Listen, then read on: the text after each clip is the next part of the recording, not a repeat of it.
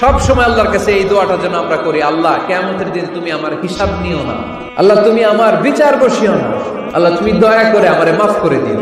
আল্লাহ যার বিচার করবেন ও জাহান্নামে যাবে, আর যার বিচার করবেন না সে জান্নাতে যাবে।